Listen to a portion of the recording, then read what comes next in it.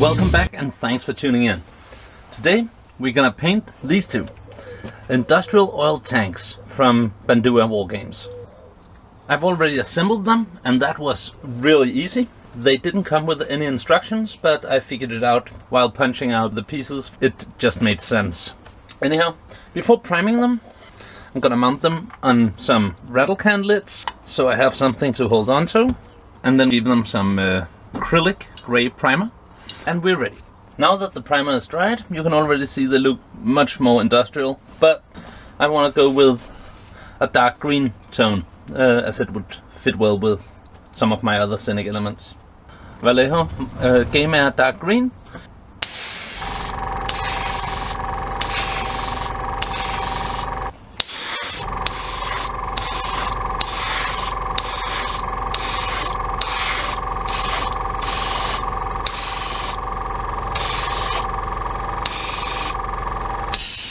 So, as the first highlight, we bring a mix of dark green and sick green. A color that looks like this.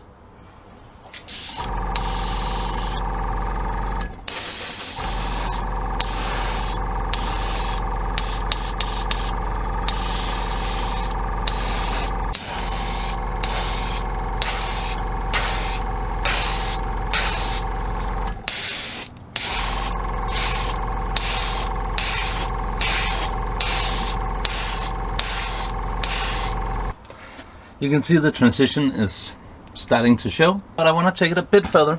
So now with sick green all by itself.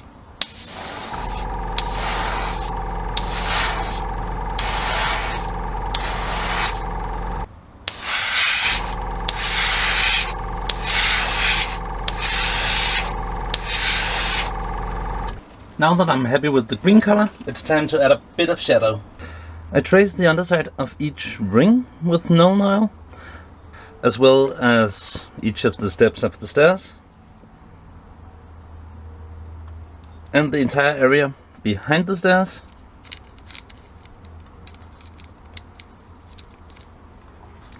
and I also trace around the top lid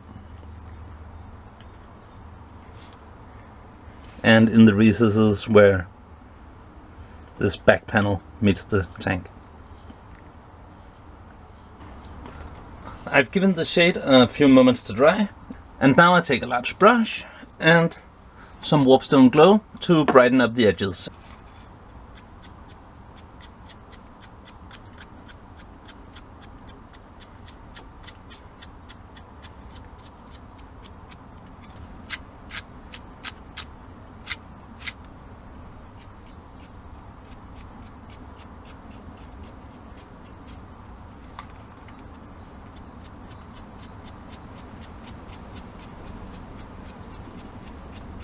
And with that done, we are ready to start to add some weathering. You could highlight them further with a mood green if you wanted them to be basically glowing, but I'm not gonna do that. Instead, I'll grab some Typhus Corrosion, a worn out brush, and then start to make some corroded areas on the tank itself, leaving the rings and the stair and the panel on the back. And as often the case with weathering, it is a good idea to try to keep it somewhat random.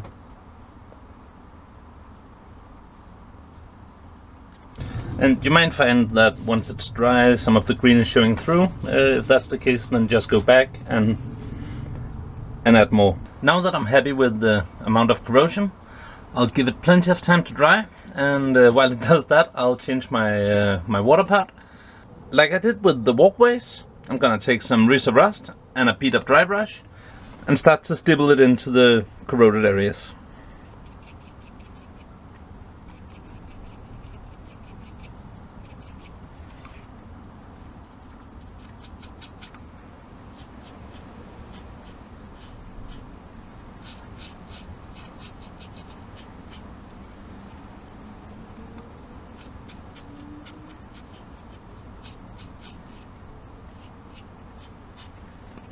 Like this.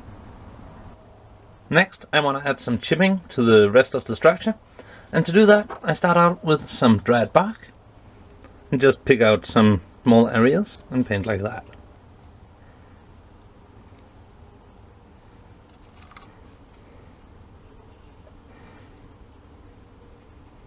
Next step is to take some gunmetal and paint it inside the brown areas.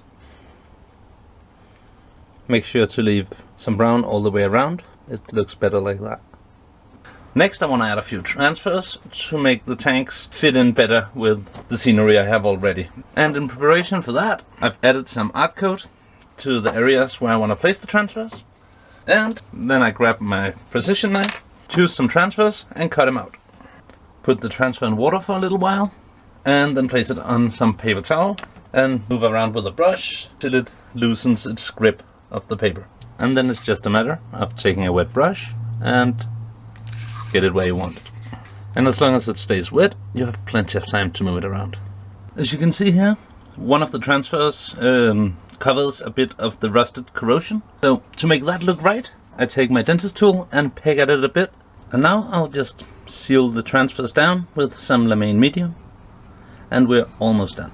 And just to dirty them up a bit further, before giving them matte varnish, I take some of Secret Weapons sewer water and paint in some streaks here and there.